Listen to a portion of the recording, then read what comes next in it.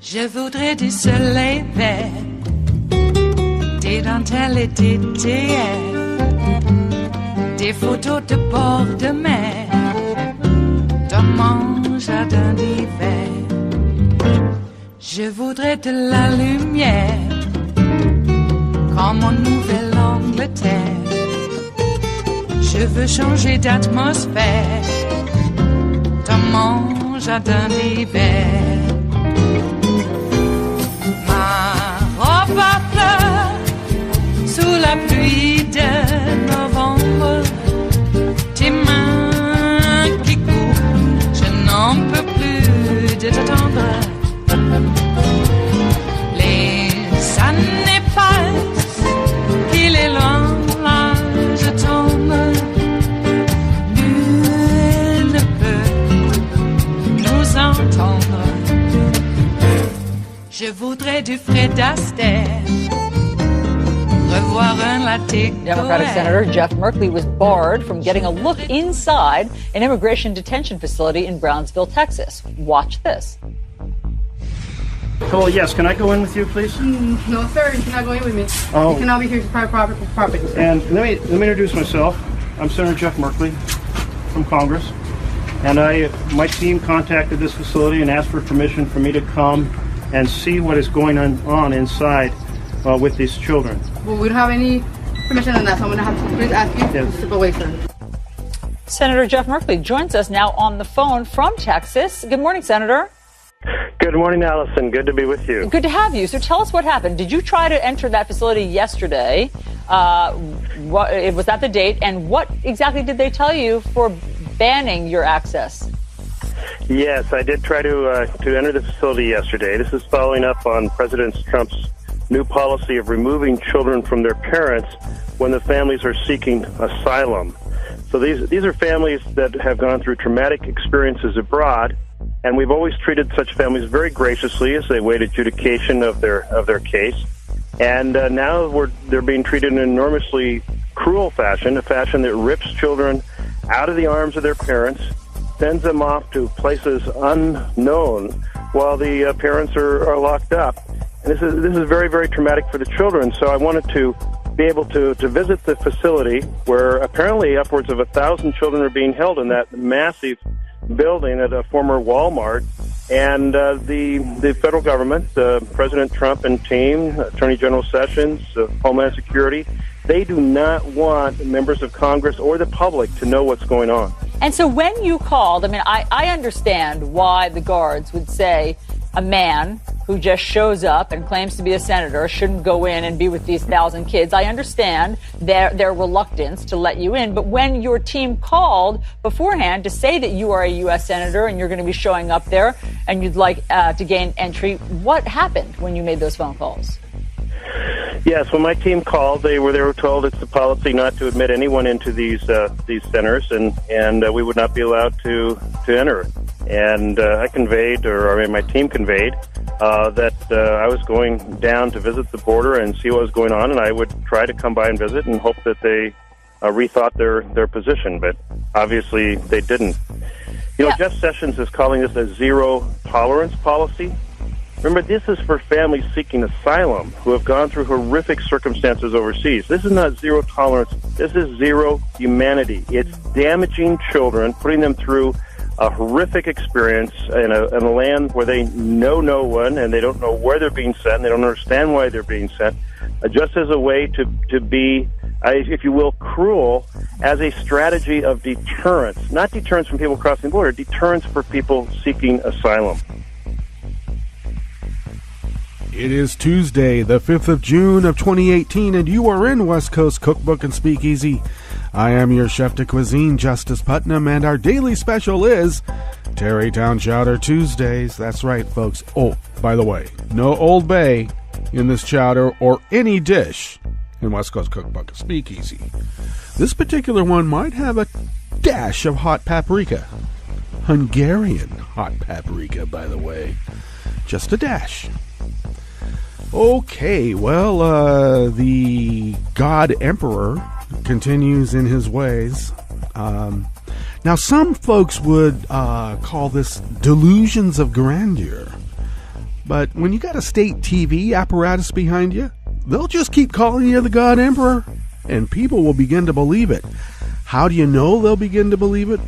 Well, how about, for instance, taking a picture, a photograph of Philadelphia Eagles players praying before the national anthem and distributing it out into the world and saying, these people were kneeling to dishonor the flag and country. Yeah, well, I keep saying, when you take a knee, they're praying for the fallen at the hands of, an armed constabulary.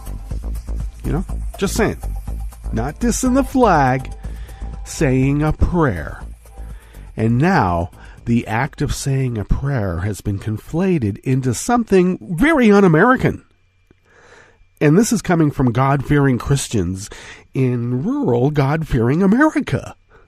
Who would think that could happen? Well, if you fall prey to the brainwashing, brainwashed you will be. I mean, Yoda said that. Sure, well, okay, it was one that was on the cutting room floor, but Yoda did say that. And how is that personified in the real world? Well, Star Wars actress Kelly Marie Tran has had to delete all of her Instagram posts after suffering months of racial trolling, which started in December right after the film came out. Yep, no room in the universe for people of color. And they'll let you know over and over and over again. Looks like there's news about Trump's trade war providing cover for an even more sinister agenda in Europe. And we have a story on his ambassador in Germany. And I wonder if that story and what's going on with the ambassador in Germany, I see a linkage. But I might be in the minority. But I will say, I've been batting 1,000% my whole life. I'm due to make a miss. The law of averages, when you come up to bat, I mean, if you haven't hit a ball for a long time, you're due to hit one. And if you've been hitting them a bunch, you're due to miss. So I'll give it that. But I'm just saying, I think they're almost in cahoots. What else? Oh, my gosh. Ex-DOJ spokesman says latest Trump attack on Sessions blows up his own legal defense in the obstruction probe. Oh, yeah, that's why on social media this morning I was noticing this banter going back and forth. For instance, from Mariotti and others that were in law enforcement. Rhetorically asking Donald Trump, so you're admitting to it. You're admitting to breaking the law?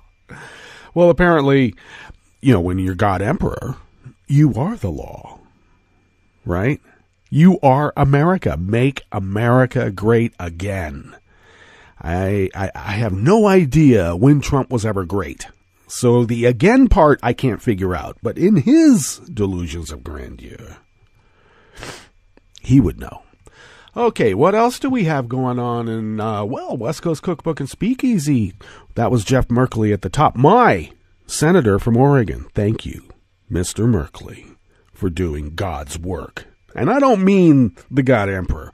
I mean, that amorphous entity that we all ascribe as being much more powerful than everything in existence. And beyond that, too.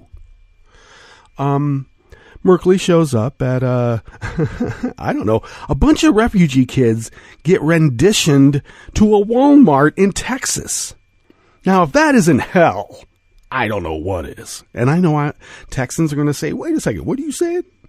Now, Texas is a wonderful, beautiful state, but some of the people there are, I don't know, a little less than to be desired, if you know what I mean. You could fit them in a 10-gallon hat, and you would, I don't know, still have room for more. Yeah. Well, look, Merkley goes to this Walmart that has been converted into a detention center, and he's denied access to a facility that is in an international imbroglio. And what does the person who's tasked with... Looked to me like it was a private security guard firm that, mans the doors and probably takes care of all the little kids, which is scary in its own right. And all she could come up with was, this is private property. Can you imagine if the Nazis... You went to Stalag 13... and they say, oh, no, well, this is private property. I think that the melding of private and, the government, you can't tell the demarcation between the two. Excuse me. All right?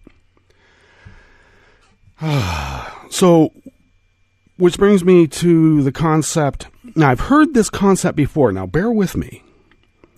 When you meld the government with the private in such a fashion, is that not the actual definition of fascism? My God. Well, I told you. If you decide to put a bunch of former Nazis building up your security intelligence apparatus, what bad could happen out of that? Yep. Okay, well, thank you, Jeff Merkley, for opening a few eyes, we hope. What the hell are we doing? Well, we know exactly what we're doing. And there's a big argument out there right now that we're too fatigued by suburbanization, by consumerism, by all the things that dull our senses to stand up against the oppression. Well, excuse me. That's just saying that we are the sleeping giant. Dare not wake the sleeping giant, because bad things will happen to you. And I predict, and I hate to say it, I've been 1,000% on this, and, I'm due to make a miss. But I'm pretty sure the sleeping giant is going to get nuzzled out of its slumber. And, it's going to be a little bit angry. Don't wake me up yet. And then we start doing good things. Because, we're Americans. We're exceptional, by God. No pun intended. What else will we be attending to today? Further on in the Bistro Cafe on the rest of the menu, West Virginia coal miners slammed their Republican governor with a class action lawsuit over bounced checks. Another melding of government and business. He just happens to own a business while he's governor too, and he bounced checks to his coal miners. Oh, and I will say, no relation between this guy and me. Just when you'll know when we get there. Trump's ambassador to Germany disgraces the U.S. for the second time in a month. Yeah, he went there and said, yeah, we kind of like the Nazis over here in Europe. We would like to see them take over. And you can't say that in Germany or pretty much anywhere on the continent. And Mitch McConnell worries Trump will tank the economy just in time for the midterms. Well, either out of ignorance or guile, you never can tell. Maybe it's both. After the break, we then move to the chef's table, where Big Oil and Pope Francis are set to meet this week in Rome to discuss climate change. And Pope Francis has been pretty, contrarian to the Trump model of climate awareness, shall we say. And bananas have died out once before. It would be wise to not let it happen again. But wisdom, who needs that in a monoculture economy of scale? All that and more on West Coast Cookbook and Speakeasy. Bon appetit.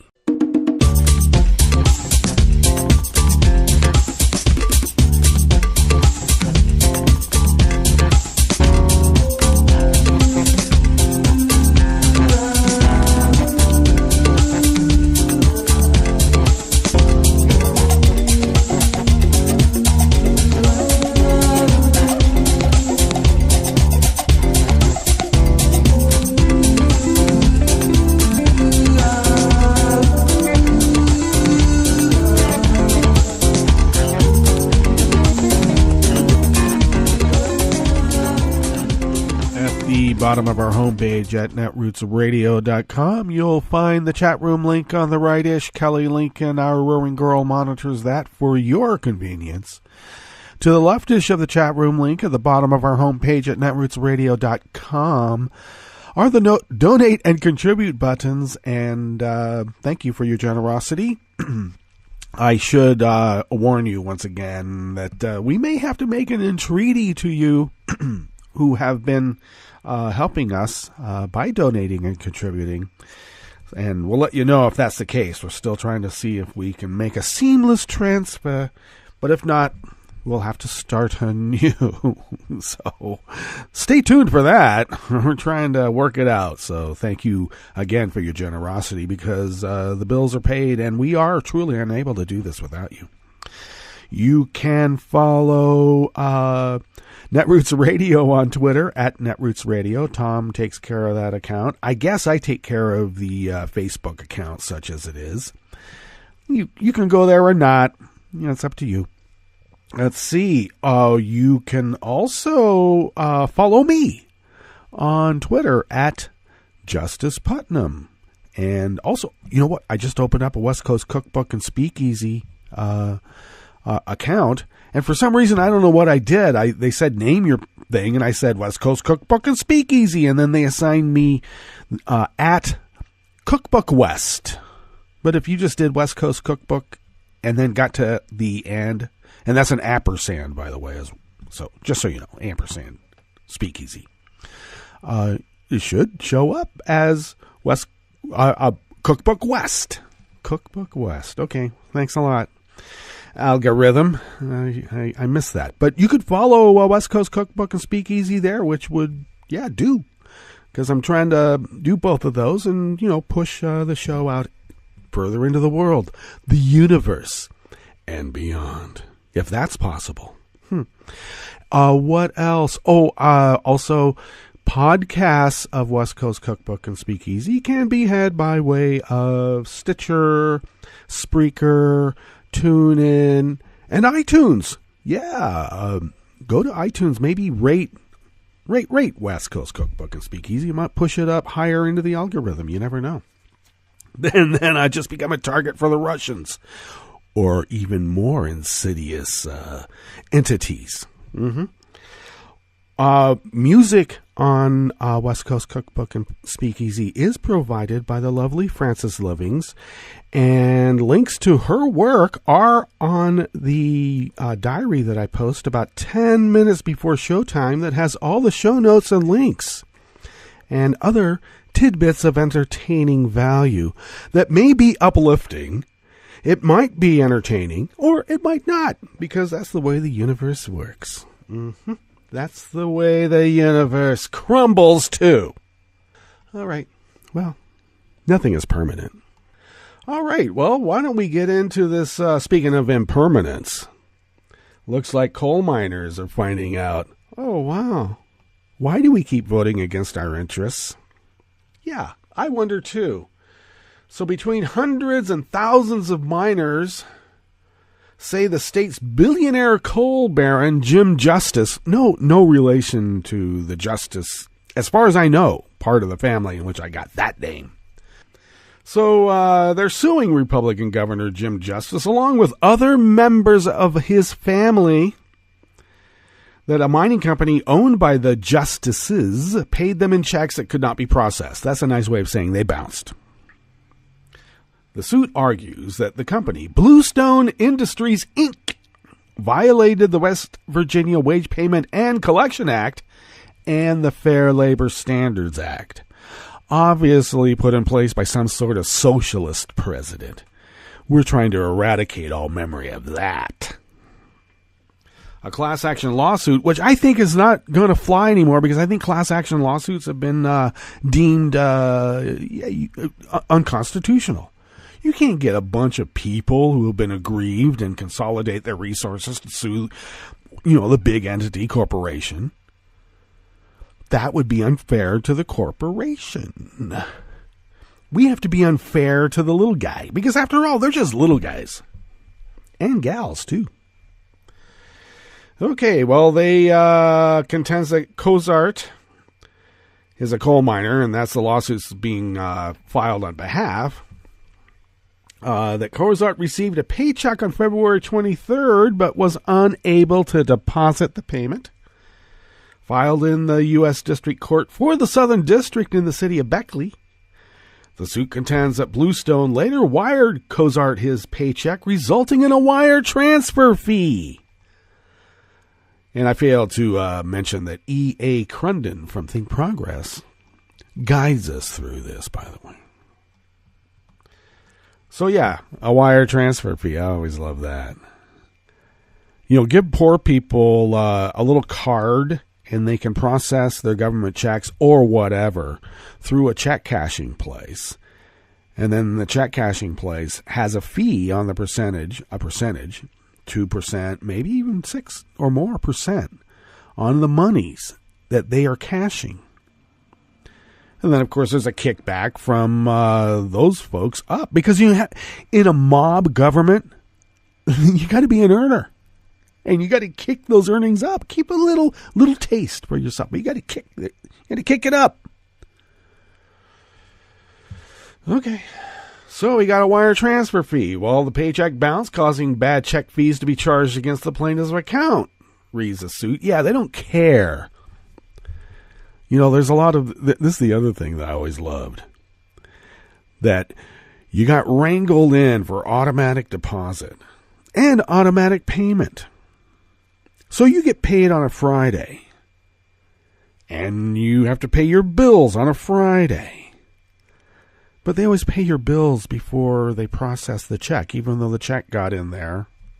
Same day, same hour, it doesn't matter. Process the payments before you process the deposits. That way, if people are living on the margins, $30 bounce check fee or more, that generates quite a bit when you multiply that by how much? X. Multiplied by X. So between hundreds and thousands of West Virginia miners have joined the lawsuit, alleging similar efforts to deposit paychecks which then bounced. Part of a trend for Bluestone. Okay, and the lawsuit goes on to say that over several prior occasions, the plaintiff was given paychecks for wages earned and deposited, and those checks bounced. So, in other words, the lawsuit that they filed wasn't the first time. It's just, this is the latest. And probably after the lawsuit, everything's going to bounce now. Who wants to pay the person who is now suing you? No way. The lawsuit names Bluestone more broadly, along with Governor Justice. No familial relations, please. And his children, Jill and Jay Justice. James Miller, the Secretary and Treasurer for Bluestone, is also named. Bluestone attorney John Hustle fired back last week, arguing that the company has taken steps to counter the problem. When we became aware of the issue, we immediately took action to ensure that all of the employees received their full pay.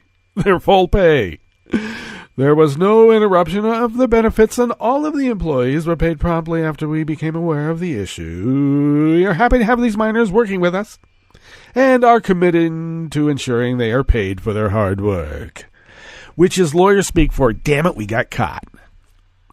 But we paid them their paychecks, but we're not going to pay the fees that they're now imposed because we get those kickbacks. You don't know how the game's played. I mean, come on. Earners? All right? Got that? Earners? It's a new kind of government. Of course, this is very similar to the way other... fiefdoms were run in a bureaucracy as well.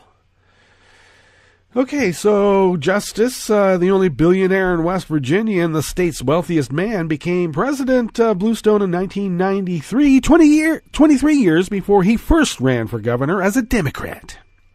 He later switched party affiliations, proclaiming himself as a Republican during an August 2017 rally featuring Trump. Justice has fought against anti-poverty programs as governor, in addition to dueling with teachers over stagnant wages earlier this year.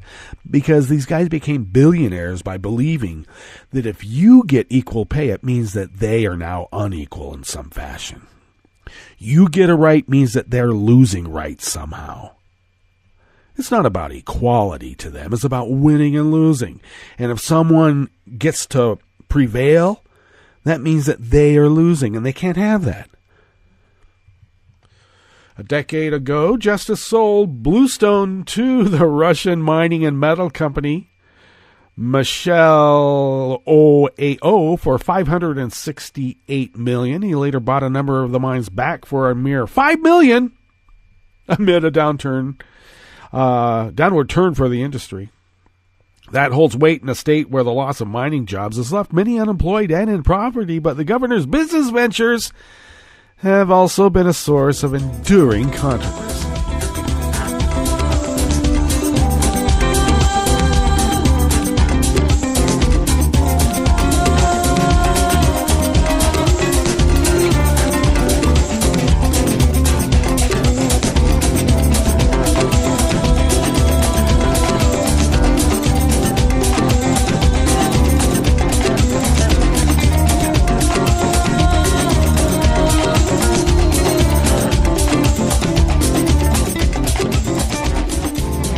Just been burning up the time with this patter.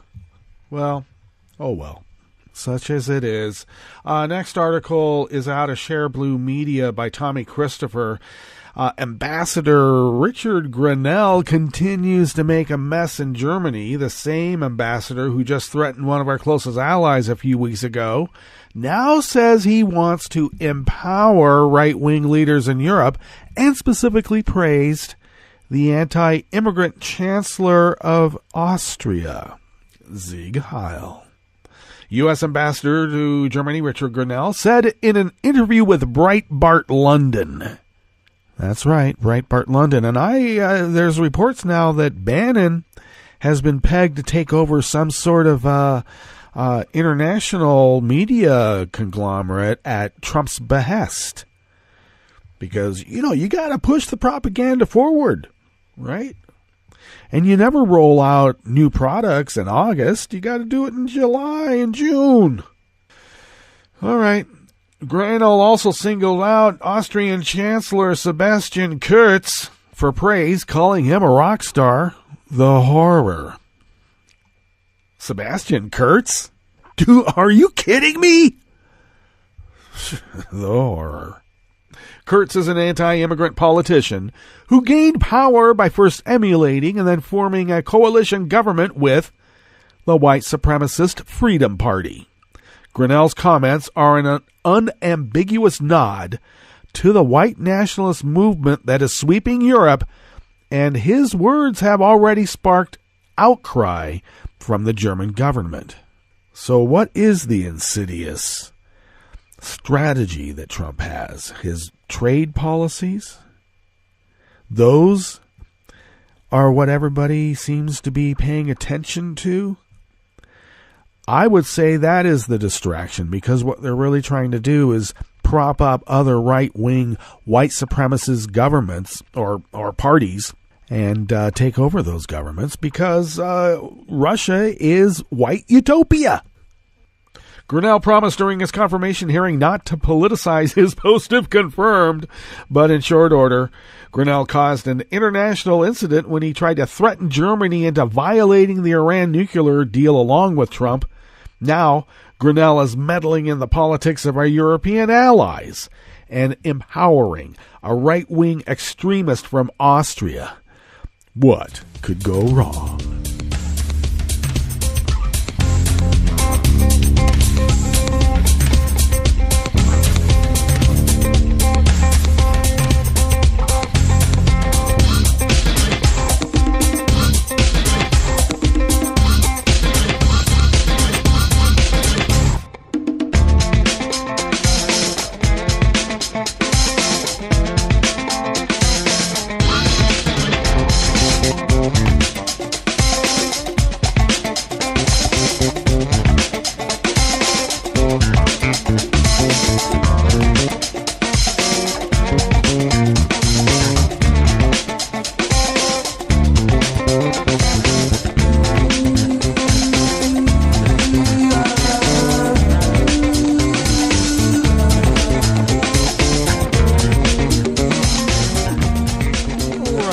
breakfast offering here in the Bistro Cafe, part of West Coast Cookbook and Speakeasy. Tarrytown Chowder Tuesdays is another article out of Share Blue Media, this time by Eric Bullard.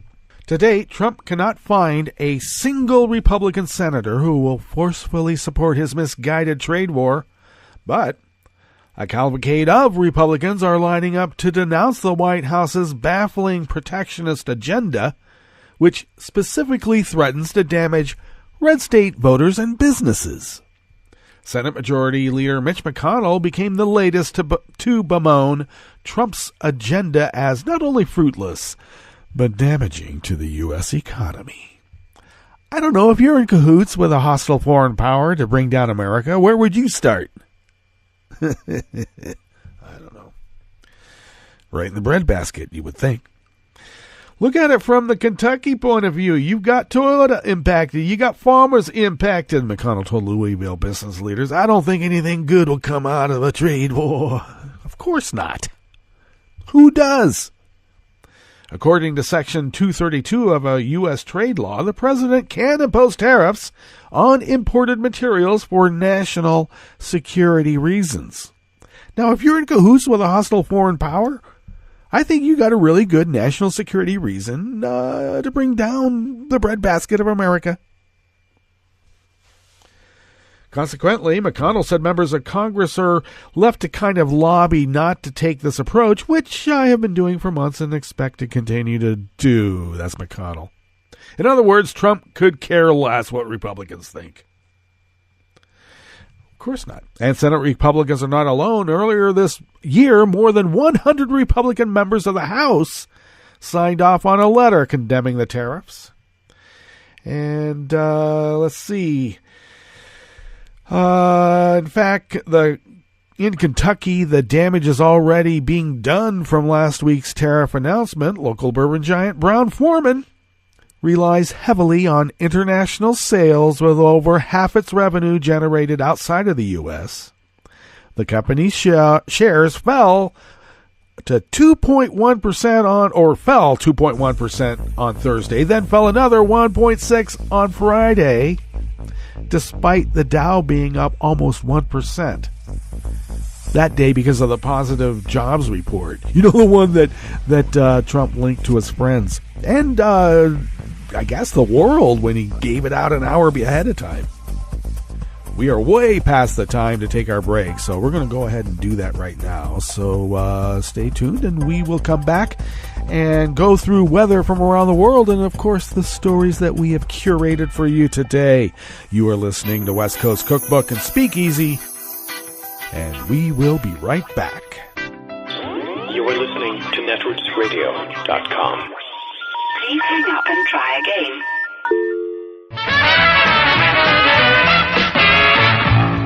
From a point at sea to the circles of your mind, a new force is at work for planetary transformation. New radio for a new Earth.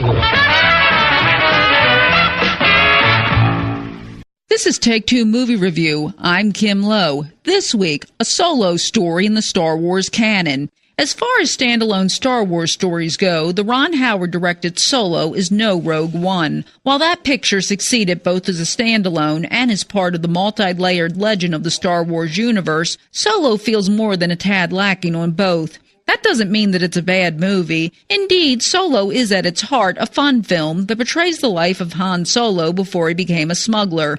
In an odd parallel to his future father-in-law, Darth Vader, the young Han grows up at the bottom of the social heap and under the control of a giant bug-like creature while harboring dreams of being a pilot. He also has a love interest, Kira, played by Game of Thrones' Emilia Clarke. She's no queen here, rather just someone else trying to get by. Without either of them knowing it contemporaneously, of course, she'll ultimately set Han towards his destiny. The other characters which help with this include a freelance smuggler/thief by the name of Beckett, played by a scene-stealing Woody Harrelson, and his tough-as-nails partner Val, played by Fatty Newton, who gives a much-needed female presence to this smuggler's boys' club.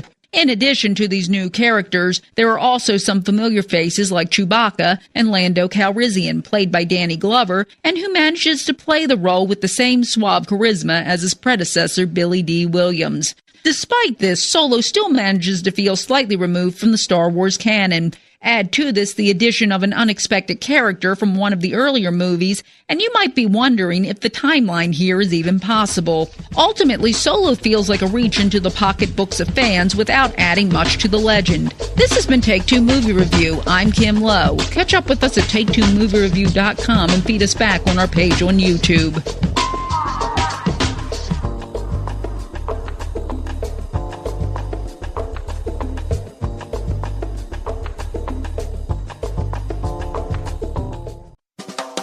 Welcome to 60-Second Civics, the daily podcast of the Center for Civic Education. I'm Mark Gage. A social culture of reform in pre-Civil War America was the fertile soil in which a variety of movements against slavery grew. These movements would later lead to the passage of the 13th Amendment, which abolished slavery.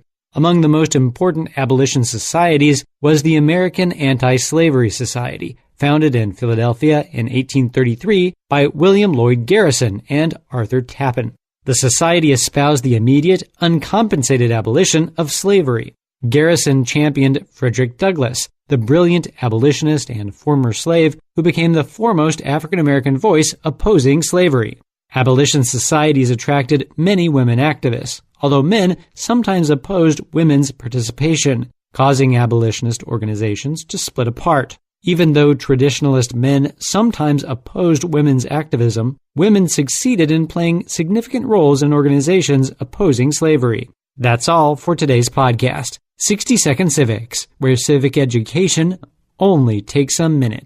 60-Second Civics, where civic education only takes a minute.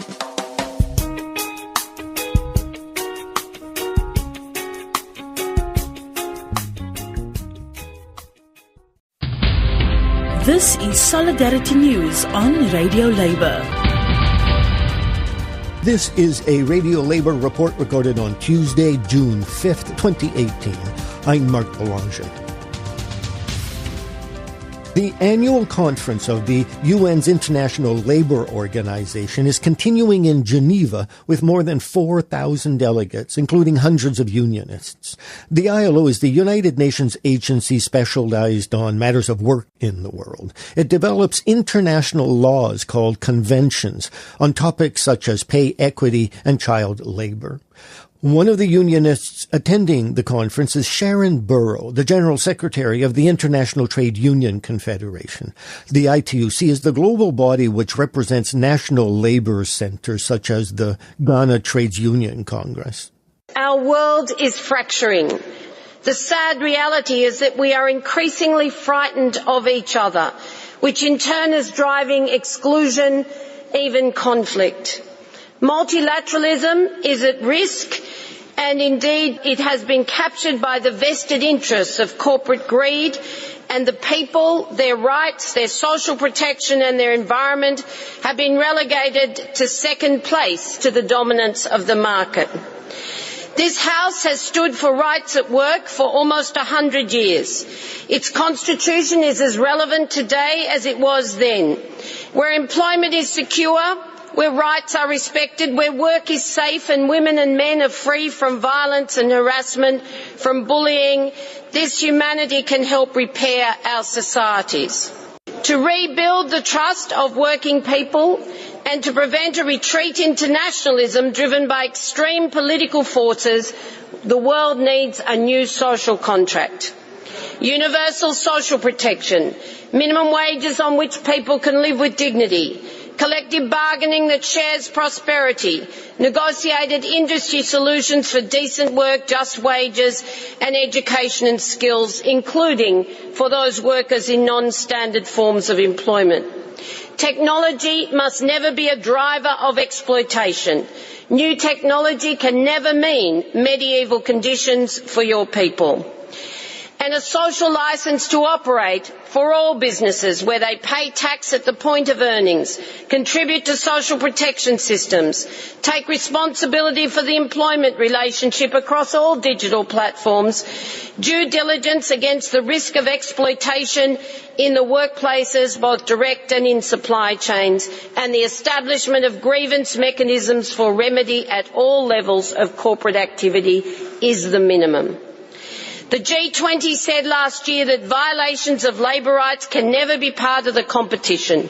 So let's build a fair competition floor for a new economic model that people can trust.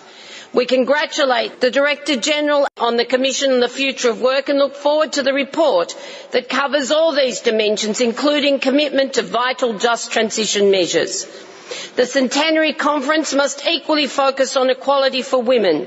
And again, we welcome the DG's contribution in his report with the vital areas of action. We urge all governments to start now by actually supporting a convention to mitigate violence against women and men in the world of work. And we urge the employers to work with us to strengthen social dialogue and collective bargaining everywhere at all levels. The global deal just adds an opportunity for further partnership. Our message to employers is don't be frightened of negotiating a just future. It's your future too. And in conclusion, can I say the annexed report, the situation of workers in the occupied territory, is just a disgrace. The workers of Palestine are entitled to decent work. 50 years of occupation, it must end, and the killings must stop.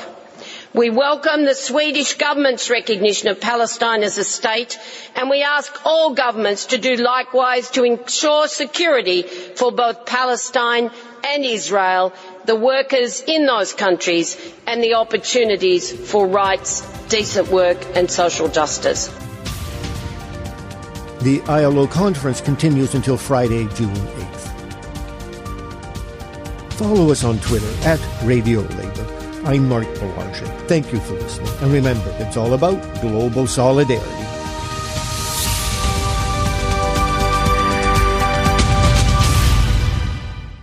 From UN headquarters in New York, I'm Luke Vargas with your World in 2 minutes. It's been 1 year since President Trump announced the U.S. withdrawal from the Paris Agreement on climate change, but far from triggering a global abandonment of the deal, the U.S. is now the only country outside of the agreement. And a number of U.S. corporations, governors, and mayors have pledged to support the deal using whatever tools are at their disposal. Most of those standing behind the Paris Agreement are Democrats, with notable exceptions from the Republican governors of Massachusetts, Maryland, and Vermont. But in the Indianapolis suburb of Carmel, Indiana, Mayor Jim Brainerd says sticking up for the Paris Agreement is consistent with his conservative values. A lot of us here in the Midwest grew up in small towns among children of people who work the land, farmers, and those people understand that it's important to preserve it, to conserve it, and it's traditionally been a conservative value. It's very disappointing to me that suddenly we have people who call themselves conservatives that have no interest in conserving our most important natural resource, the earth. Brainerd admits decisions made at the national and state level have big consequences for the environment. But at the local level, he sees a powerful overlap between making constituents happy by reducing traffic or cleaning up rivers and macro-level benefits for the planet. How much of our carbon is because of poor building products in our buildings? Who's in control of that? Local government. A lot of our carbon is emitted because our cities have been designed so the average driver has to spend 2 hours a day in their automobile. Who's in charge of designing those cities that are either built pedestrian-friendly, bicycle-friendly, and walkable and compact, or allowing urban sprawl to create the need for all that carbon for people to get around? That's local governments in charge of that. We can govern better, and by so doing, we can meet our obligations at the local level, meet our Paris obligations. Luke Vargas, the United Nations.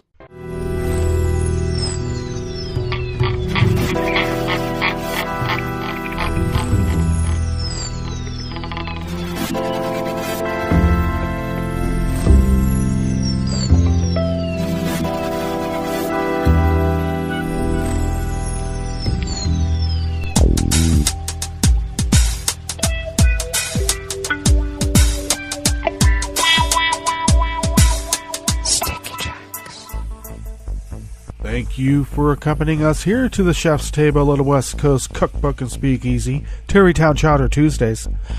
All right, so since we're safely and comfortably ensconced at the chef's table, why don't we begin with weather from around the world? And we always begin weather from around the world along the banks of the Rogue River in the Rogue River Valley of Southern Oregon on the west coast of the continental United States of America, where it is currently 52 degrees, and we will be, well, we're slated to go to around 82.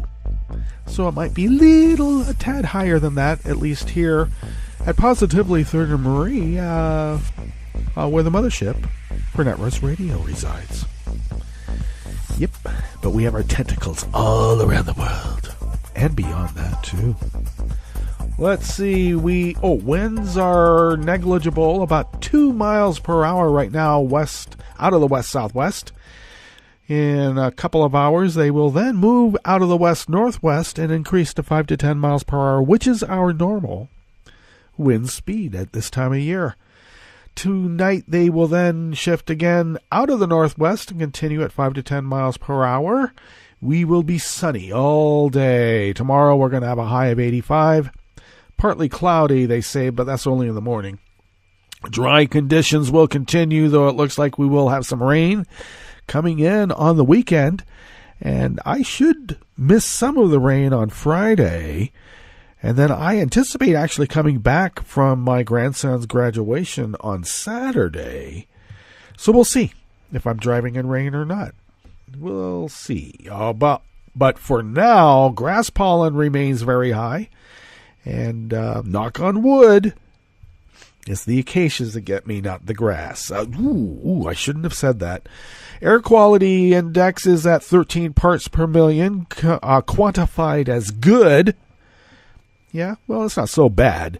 The UV index, though, remains very high and in warning status at 9. And that's that's zinc oxide. That's not just SPF 800,000. You got to put the zinc oxide on too. Oh, let's see. High pressure looks like it's dominating, though pressure did just fall a little bit to 29.95 inches. Visibility is up to 10 miles, and relative humidity is 76%. So, as I said, dry conditions will continue. All righty. Weather from around the world is brought to you by people's personal weather stations that they purchase. These people plan to purchase personal weather stations somewhere on their property, and these people positively live around the world. It's a circus, folks. Or at least, I don't know. Could it be an auction? We'll never know. For now, it looks like London is 64 and mostly cloudy. Paris, that's in France, is 69 degrees and cloudy, though they continue to have their thunderstorm and rain shower warning that could interrupt critical infrastructure like electricity. Rome is 75 degrees with a rain shower. Oh, that sounds pretty. Kiev is 79 and fair. Kabul is 82 degrees and fair, but with heavy winds. Hong Kong is 78 degrees with light rain. Tokyo, 73 and cloudy. Sydney, Australia, 54 degrees with rain. San Francisco, California is 51 degrees and sunny. And New York, New York is 71 degrees Fahrenheit and partly cloudy. And that is weather from around the world, brought to you by people's personal weather stations that they purchase. These people planted these purchased personal weather stations somewhere on their property, and these people positively live around the world.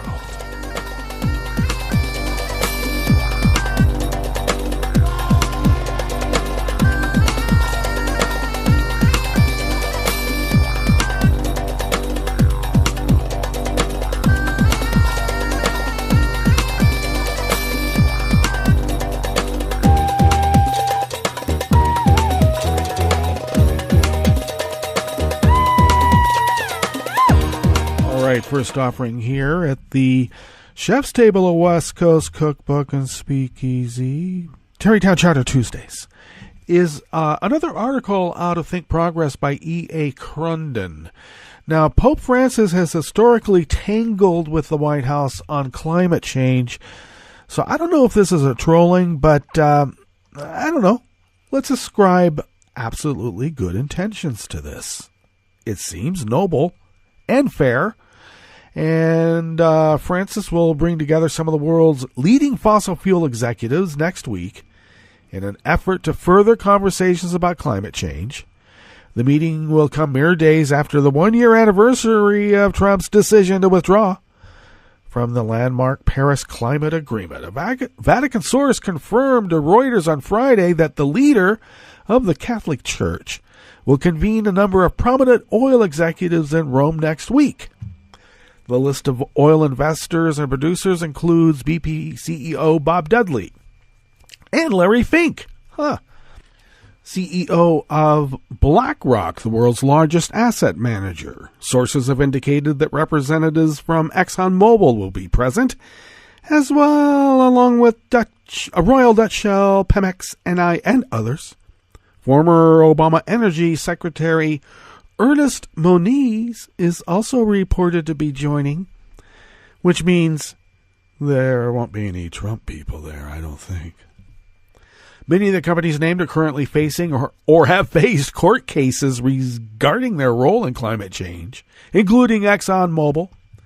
At least 2 states, New York and Massachusetts, are investigating the company for fraud relating to climate change. And, of course, Exxon has countered that such suits violate the company's First Amendment rights.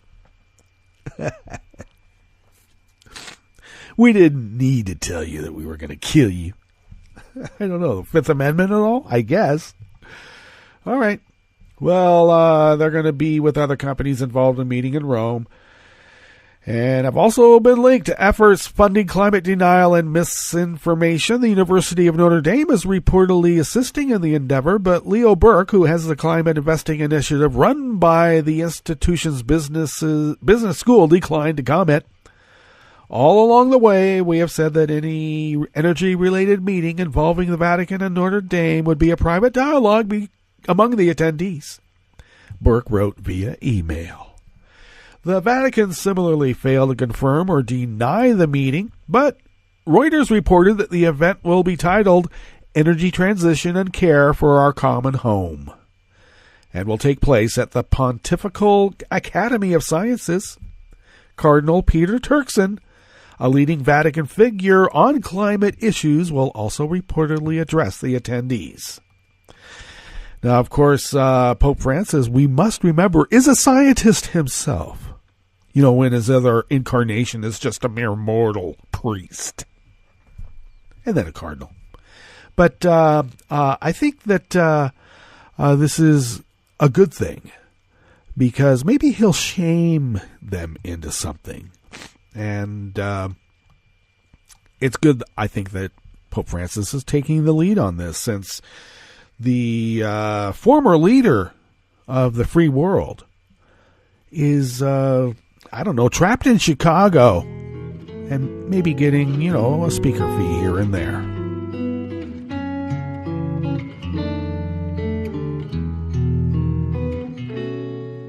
Je te donne c'est mon amour pour la vie entière, la promesse de me trouver à tes genoux. Aussitôt que tu m'appelles, rester toujours fidèle, c'est tout, c'est tout. Je te donne tous mes printemps, mes étés de mer, mes automnes quand les feuilles tombent partout. Si ce n'est pas une bonne affaire, je te donne tous mes hivers, c'est tout. Finishing up here at the chef's table at West Coast Cookbook and Speakeasy is an article by Jackie Turner out of Eon magazine. Now, we all take bananas for granted. In my quest to be more local, bananas actually was X'd from the diet because I couldn't find any locally grown bananas. But I now live in the banana belt, the literal banana belt of Oregon and Northern California, right along that ecosystem.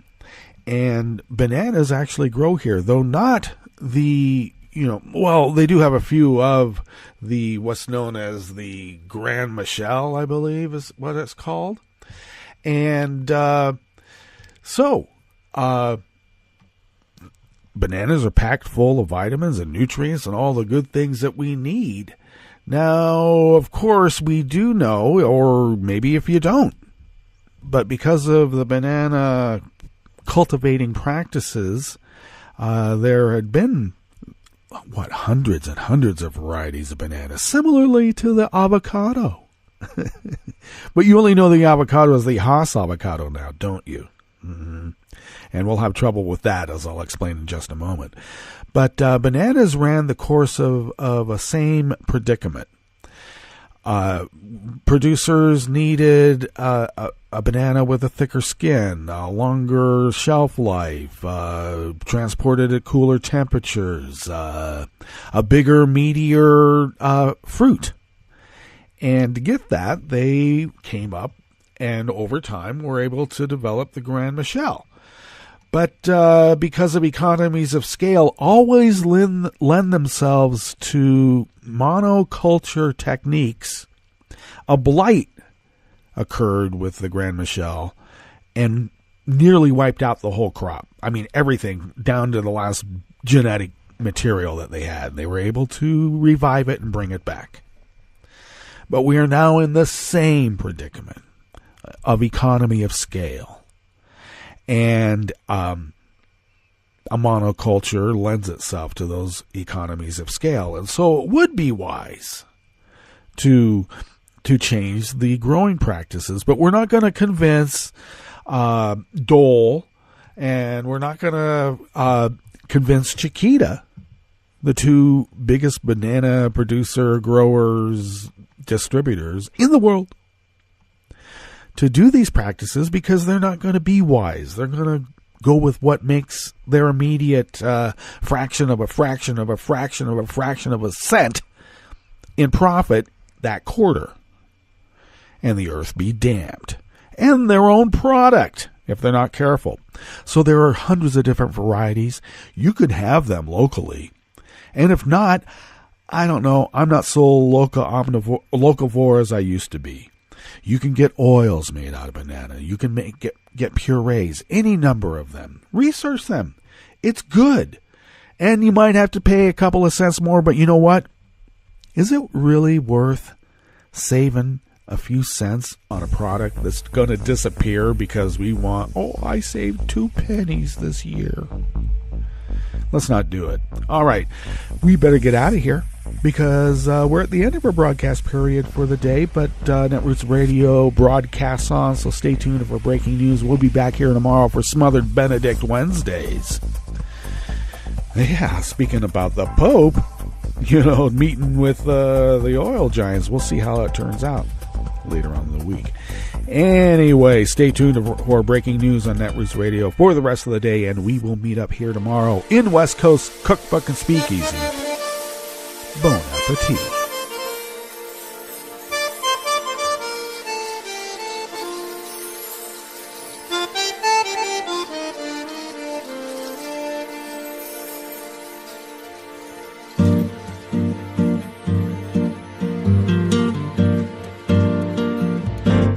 Je voudrais du soleil vert, des dentelles et des théières, des photos de bord de mer, dans mon jardin d'hiver. Je voudrais de la lumière, comme en Nouvelle-Angleterre. Je veux changer d'atmosphère, dans mon jardin d'hiver. À fleurs sous la pluie de novembre, tes mains qui courent, je n'en peux plus de t'attendre. Les années passent, qu'il est loin, là je tombe. Nul ne peut nous entendre. Je voudrais du Fred Astaire, revoir un latte Goël. Je voudrais toujours te plaire dans mon jardin d'hiver. Je veux veux déjeuner par terre, comme au long de golfe clair, t'embrasser les yeux ouverts dans mon jardin d'hiver. Ma robe à fleurs sous la pluie d'un novembre, tes mains qui courent, je n'en peux plus de t'attendre. Les années passent, il est loin l'âge tendre, nul ne peut nous entendre. Ba-da-da-dum-di-da-dum, ba-da-da-dum-di-da-dum, ba-da-da-dum-di-da-dum, dans mon jardin d'hiver. Ba-da-da-dum-di-da-dum, ba-da-da-dum-di-da-dum, ba-da-da-dum-di-da-dum, dans mon jardin d'hiver, dans mon jardin d'hiver, dans mon jardin d'hiver.